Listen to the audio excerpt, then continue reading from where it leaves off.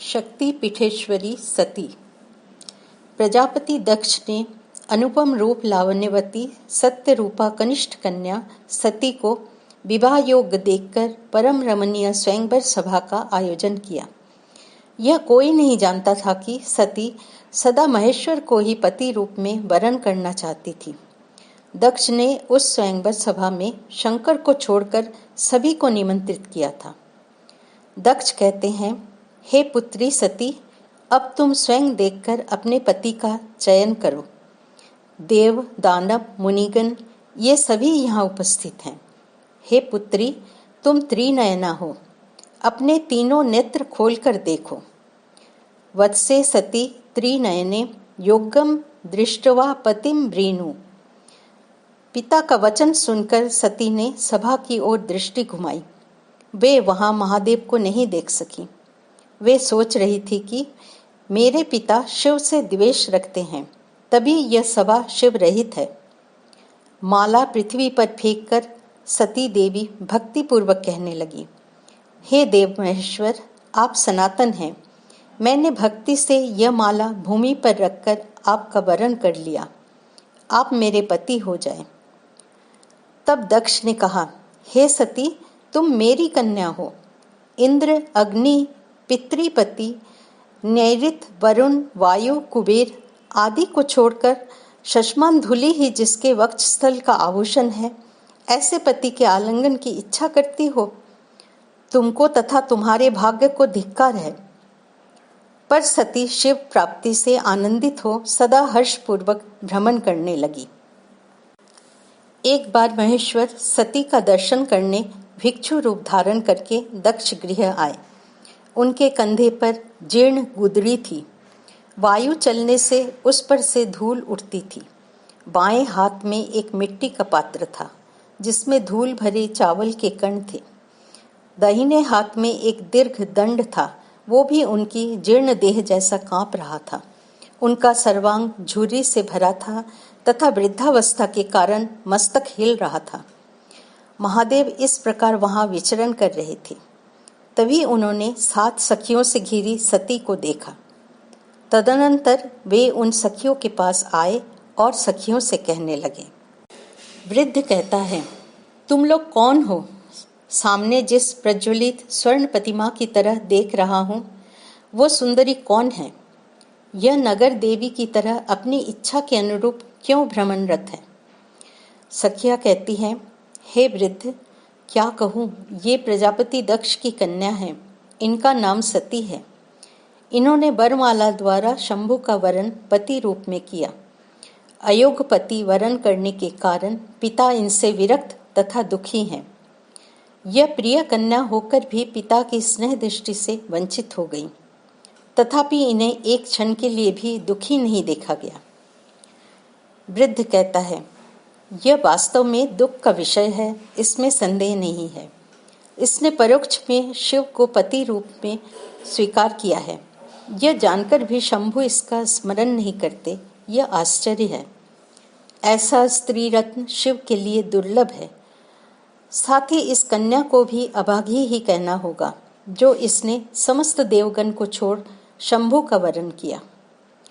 जो भी हो, यदि तुम लोग अनुमति प्रदान करो, तब मैं ही शिव रूपी होकर इसे ग्रहण करूं। सखियां कहती हैं, हे वृद्ध, तुम मूर्ख हो, अन्यथा ऐसा अकथनीय वाक्य क्यों बोलते? तुम भिक्षुक हो, तुम्हारी इंद्रियां जीर्ण हैं तथा शरीर भी जीर्ण है। जिसने सभी देवगण को त्याग दिया, वो तुमको क्यों ग्रहण करेंगी? नीलकुंतला नामक सखी ने उसे रोका तथा कहा, हे रत्नमुखी, यह सामान्य वृद्ध नहीं है, ये मुझे शिव लग रहे हैं। मूर्ख, इनको पहचान नहीं सकते? और देखो, सती एकटक इस वृद्ध का मुख देखती जा रही है। देवताओं का चरित्र कोई नहीं जान सकता। पंडित भी उनकी माया से मोहित हो जाते हैं। सखी पश्य सती मेताम पश्यन्ति वीक्षकानानं देव दुर्लक्षम चारित्र्याम पंडितस्तत्र मुह्यति। रत्नमुखी सखी कहती हैं, हे नीलकुंतले, तुम महामूर्ख हो। अधिक बकबक आवश्यक नहीं है। तुम बैल बुद्धि हो। तुमने जैसी शिव भक्ति दिखलाई है उससे तो तुम्हारा बैल होना उचित है। इससे महादेव तुम पर सवार हो भ्रमण करेंगे। नीलकुंतला कहती है, जो भी हो, इससे अधिक भाग्य की क्या बात है कि मैं शिव वाहन रहूंगी। सर्वदा शिव तथा शिवा का इच्छानुसार दर्शन पाकर कृतार्थ रहूंगी। यह बात कहते कहते नीलकुंतला ने वृषरूप धारण किया तथा महादेव तत्क्षण वहां आकर उस पर सवार हो गए। तब आकाश से पुष्प वर्षा तथा जयध्वनि होने लगी। दक्षपुरी के सभी नगरवासी सती के पति आए हैं कहते हुए कोलाहल करने लगे। इत्युक्ता सा वृषो भूता ताम समारूढ़ शिव आकाशे च जयध्वान पुष्पवृष्टया सहाभवत्। नंदी कहते हैं, आप साक्षात दाक्षायणी पति शिव हैं। वृद्ध रूप से आप यहाँ आए हैं। हे भगवन, यह मैं आप द्वारा ही प्रदत्त बुद्धि से जान गया।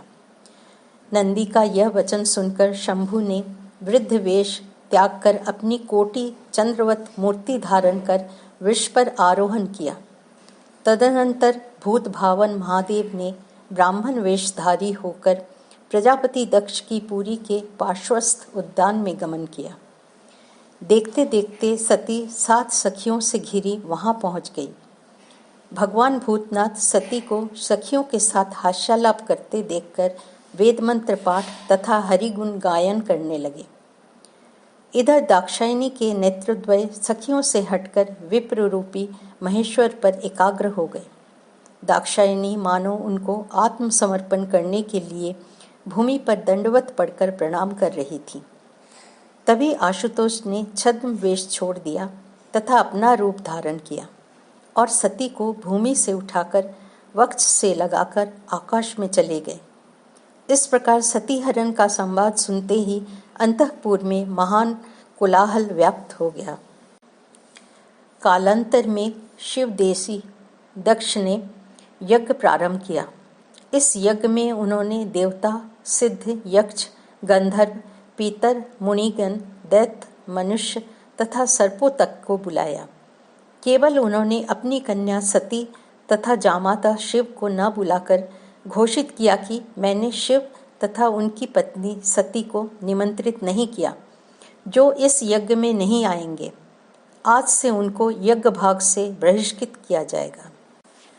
दक्ष का यह वचन सुनकर सुर असुर सभी भयभीत होकर उस शिव रहित यज्ञ में आए। इधर दाक्षायणी सती पति के साथ कैलाश पर्वत पर रह रही थी। उन्होंने लोगों से पितृगृह की यज्ञ वार्ता को सुना तथा उत्सुक होकर वहां जाने की अनुमति हेतु महादेव से कहा, हे प्रभु त्रिलोचन देव, आपके ससुर दक्ष एक यज्ञ कर रहे हैं। त्रिभुवनवासी सभी उस यज्ञ में गए हैं। यदि आपकी अनुमति हो तब हम दोनों उस यज्ञ में चलें। वहां जाने पर पिता हमारा सम्मान करेंगे तथा मन ही मन वे प्रसन्न होंगे। महादेव कहते हैं, हे प्रिय, ऐसे संकल्प को मन में स्थान भी न दो। अनिमंत्रित यज्ञादि कर्म में जाने को लोग मृत्युवत मानते हैं। अनाहव्या नश्य गमनम मरणश्च समम द्वयम्। हे देवी, प्रजापति ने केवल हमारे अपमानार्थ यह यज्ञ आयोजित किया है, तब तुम क्यों वहां जाना चाहती हो? जामाता सदा श्वसुर से आदर चाहता है। जामाता को विष्णु तुल्य मानकर आदर करना ससुर का कर्तव्य है। जो जामाता को देखकर संबोधनादि नहीं करता, उसे दुर्वचन बोलता है, बलपूर्वक नौकर जैसे आदेश देता है, कभी कुछ प्रदान नहीं करता, वात्सल्य प्रदर्शन नहीं करता, वो लोक में निंदित है तथा उसके सभी धर्म कर्म व्यर्थ हैं। सती ने कहा, हे प्रभु, पिता के यहाँ जाने में निमंत्रण की क्या आवश्यकता है? इसीलिए पिता ने मुझे नहीं बुलाया तथा आगमन में प्रतीक्षारत हैं। हे प्रभु, आज्ञा दीजिए कि मैं वहां जाऊं। पिता मेरा बहुत सम्मान करेंगे और मेरा सम्मान तो आपका भी सम्मान है। महादेव ने कहा, तुम्हारे पिता वहां तुम्हारे सामने ही मेरी निंदा करने लगेंगे। उसे अपने कानों से सुनकर तुम्हें असह्य यंत्रणा सहन करनी होगी, अतः वहाँ जाना उचित नहीं है। हे दक्ष कन्या, तुम सब जानती हो, मेरे कथन का उल्लंघन न करो। हे देवी, जिसके यहाँ सम्मान न मिले, ऐसे श्रद्धाहीन के यहाँ पूज्य का जाना अनुचित है, अतः तुम्हारा वहाँ जाना कदापि उचित नहीं बोध होता। सती ने कहा, हे देव, आपने कहा कि अपने कानों से आपकी निंदा सुनूंगी, ऐसा कभी नहीं होगा। पूर्व में स्वयंवर काल में आपसे प्रार्थना किया था, हे देव, कभी आपकी निंदा न सुनो। यदि आपकी निंदा कानों में पड़े तब तत्क्षण प्राण त्याग करूं। आपने यह प्रार्थना सुनी थी। आप अन्य विचार न करें। आपके परित्याग करने पर मैं प्राण त्याग कर दूंगी। शिव कहते हैं, अब तुम्हारी जो इच्छा हो करो, मैं बाधा नहीं बनूंगा। तदनंतर सती दक्षालय में उपस्थित हुई। वहां सती के आने का महान कोलाहल उठा तथा पुरी के बाल वृद्ध सभी श्यामवर्ण सती को देखने आए। सती ने कहा, हे पिता, मैं आपकी प्रिय कन्या सती ही हूँ। आप मुझे क्यों नहीं पहचान रहे हैं? आप प्रजापति तथा मेरे पिता हैं। मैं आपको प्रणाम करती हूँ। दक्ष कहते हैं, हा बेटी, हा प्राण के समान, तुम भूतपति शिव के हाथों में पड़कर इस अवस्था को प्राप्त हो गई। तुम्हारे शरीर की कांति ऐसे श्यामल हो गई।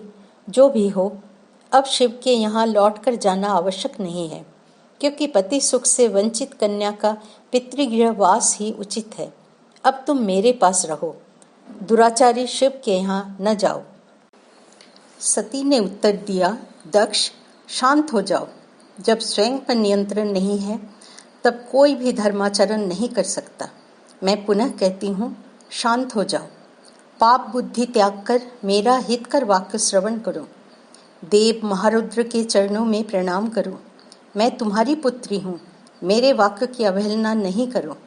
साधुगण छोटे का भी हित कर सद्वाक्य मानते हैं। जो सत असत जानता है, वही साधु है। तब प्रजापति दक्ष ने क्रुद्ध होकर कहा, हे दुष्चरित्रे, शिव प्रिय, तुम मेरी आंखों के सामने से हट जाओ। जब से तुमने स्वेच्छा से शिव का पति रूप में वरण किया है, तब से मैं तुमको मृत हो गई कन्या मान रहा हूँ। क्रुद्ध सती ने कहा, पिता माता गुरु बंधु पितामह पत्नी भ्राता पुत्रादि सभी धर्म स्वरूप होते हैं, इसमें कोई संदेह नहीं है।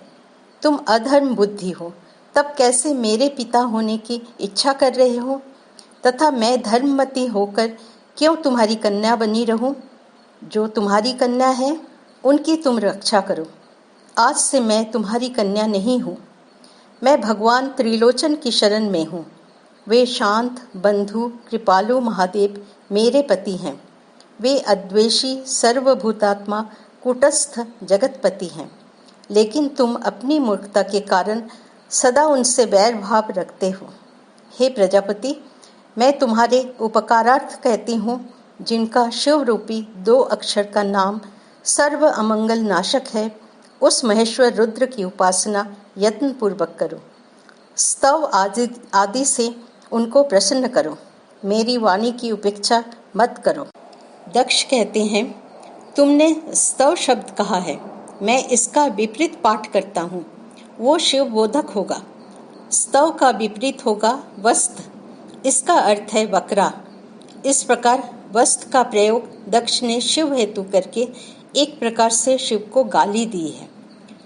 रोषपूर्ण सती ने घोषणा की, हे मूर्ख अधर्माचारी, अब शिव निंदा का परिणाम भोगो। तुमने जो कहा कि मैं स्तव शब्द का उच्चारण वस्त करता हूँ, तब तुम वस्तमुखी हो जाओ। रे मूर्ख अधर्माचार, शिव शून्य यथोचितम फलम प्राप्तु ही यच्चोक्तम स्तव शब्दन्यथा मुखे। तुम्हारा मुख बकरे जैसा हो जाए। तुम्हारे मुख से जो शब्द निकले वो भी बकरे जैसा हो। इससे भविष्य में कोई शिव निंदा न कर सके। आज मैं केवल तुम्हारे नेत्रों से बाहर ही नहीं जा रही हूँ। यह देह तुम्हारे द्वारा उत्पन्न है, मैं इसके बाहर जाती हूँ। सती का वाक्य समाप्त होते होते दक्ष प्रजापति का मुख बकरे जैसा हो गया। वे बकरे जैसा मिमियाने का शब्द करने लगे। तदनंतर जैसे ही सती ने उस सभा स्थल का त्याग किया, इंद्रादि देवताओं के साथ वो सभा स्थल कंपायमान हो उठा। कोई भी सती को रोकने में सक्षम नहीं हो सके। उनकी भ्रुकुटी भीषण थी, किसी में साहस नहीं था जो उनका मुख देख सके। दक्ष ने प्रकृतस्थ होकर सती शब्द कहकर पुकारना चाहा, तथापि उनके मुख से बकरे जैसी आवाज ही निकली। पृथ्वी, आकाश, सर्वत्र सती शब्द को छोड़कर कुछ भी सुनाई नहीं पड़ रहा था। शिवप्रिया सती ने वहां से प्रस्थान कर दिया था। वे हिमालय के दुर्गम वन में जाकर वहां दक्ष से उत्पन्न देह त्यागने के लिए उद्यत हो गई।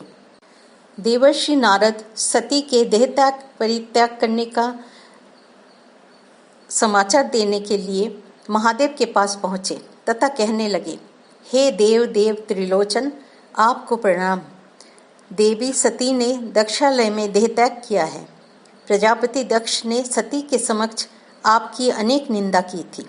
यह सुनकर भगवती ने दक्ष को क्रोधपूर्वक शाप देकर दक्ष से उत्पन्न अपनी देह का त्याग किया।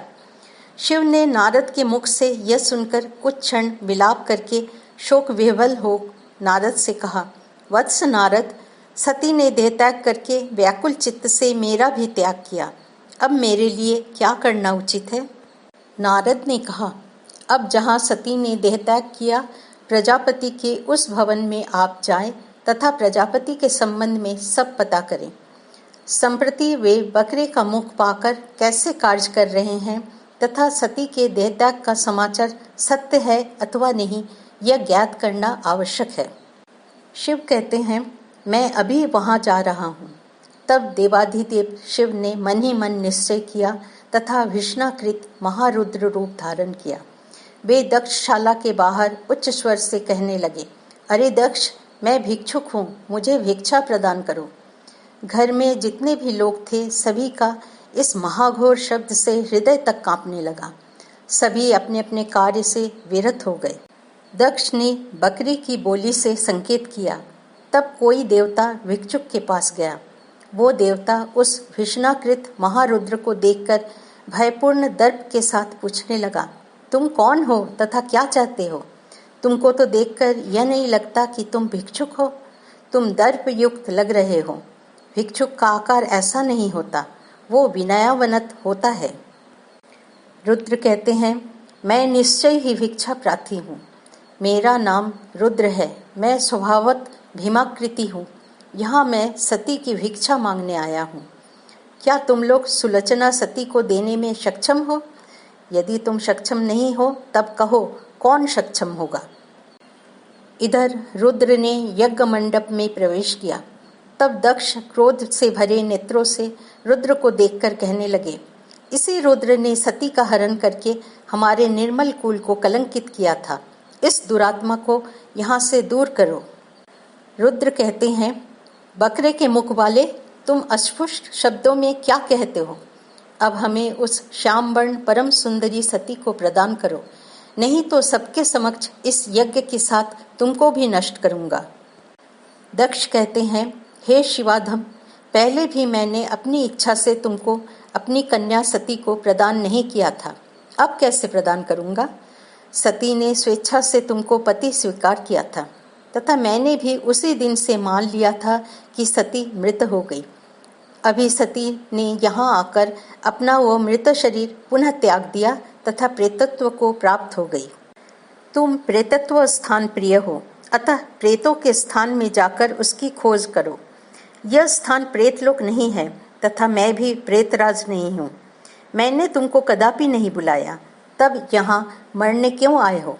यहाँ से चले जाओ, वृथा यज्ञ में विघ्न करना उचित नहीं है। यह सुनकर वीरभद्र रूपी महादेव ने दक्ष का मस्तक उखाड़ लिया। तब दक्ष पत्नी प्रसूति ने शिव की स्तुति कर उनके क्रोध को शांत किया। तब शिव ने उपस्थित देवताओं को कहा, एक पशु का मस्तक लाकर दक्ष को लगाया जाए। रुद्रदेव का यह वाक्य सुनकर ब्रह्मा तथा विष्णु की आज्ञा से नंदीश्वर एक बकरी का मस्तक लाए तथा उसे दक्ष के सिर से युक्त कर दिया। प्रजापति दक्ष ने जीवित होकर ब्रह्मा विष्णु महेश्वर का दर्शन किया तथा उनकी अपूर्व शोभा से विस्मित हो गए। दक्ष का चित्त अब स्वच्छ किए दर्पण की तरह निर्मल हो गया था। वो कोटि चंद्र प्रभा युक्त महेश्वर की मूर्ति का निरीक्षण कर रहा था। उसने देखा कि परमात्मा देव महेश्वर का मुखमंडल जय से युक्त अपूर्व रूप से शोभायमान है। करद्वय में त्रिशूल तथा डमरू है। सर्वांग स्वर्ण आभूषणों से सजा है। अनिवादी सभी सिद्धियां मूर्तिमान होकर उनकी उपासना कर रही हैं। वे ब्रह्मा तथा विष्णु के मध्य में विराजमान है। महादेव की यह मूर्ति देखकर दक्ष ने स्तुति करने का प्रयास किया, किंतु वो बोल नहीं सका। दक्ष कहते हैं, हे देव देवेश्वर, आप सुर असुरगण द्वारा बंदित हैं। मैं आपको प्रणाम करता हूँ। आप विश्वभावन तथा विश्वेश्वर हैं। आपको प्रणाम। प्रजापति अपने स्वयंकृत अपराध से भयभीत होकर महादेव के चरणों पर गिर पड़े। तब सभी देवता उन पर प्रसन्न हो गए। दक्ष पुनः पुनः शंभु के चरणों में गिर गिर कर प्रणाम करने लगे तथा पुनः स्तव करने लगे। प्रजापति इधर अनुताप कर रहे थे और उधर महादेव प्रजापति से बारंबार पूछते जा रहे थे, मेरी सती कहाँ है? कुछ क्षणों के बाद क्षुब्ध शंकर वहां से उठे तथा सती सती काली काली कहते भयानक शब्दोच्चार करते हुए उत्तर की ओर चले गए, जहां दाक्षायणी ने देहत्याग किया था। वे उस दुर्गम स्थान पर पहुंचे। वहां जाकर देखते हैं कि वहां दाक्षायणी का शव पड़ा है। अनावृत तथा अधोमुख सती की देहलता वहां भूल लुंठित थी। उस देह में प्राण न होने पर भी अद्भुत तेज से शवदेह दीप्त था। केवल उनके नेत्रत्रय उलट गए थे। यही मृत चिन्ह लक्षित था। तब महेश्वर कहने लगे, हे साध्वी, यह देखो, दुर्भाग्यशाली त्रिलोचन यहाँ उपस्थित है। हे सती, तुम हम सबको अकृतार्थ रखकर स्वयं परलोक जाकर कृतार्थ हो रही हो। मैंने तथा तुम्हारे पिता दक्ष ने तुम्हारे साथ अपराध किया है, इसीलिए तुमने मेरा त्याग किया।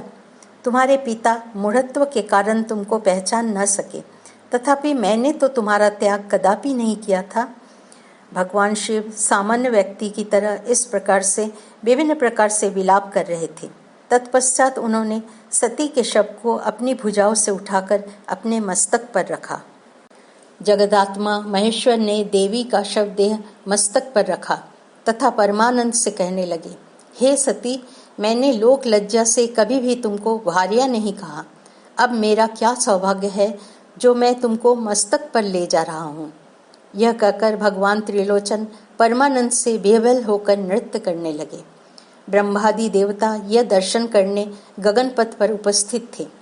महान तांडव पंडित महेश्वर देवी का शव कभी मस्तक पर, कभी बाएं हाथ पर, कभी दाहिने हाथ पर धारण करके समग्र धरणी मंडल पर नृत्य करने लगे। तब देवता मनुष्यादि सभी चिंता करने लगे कि भगवान महेश्वर को कैसे शांत किया जाए।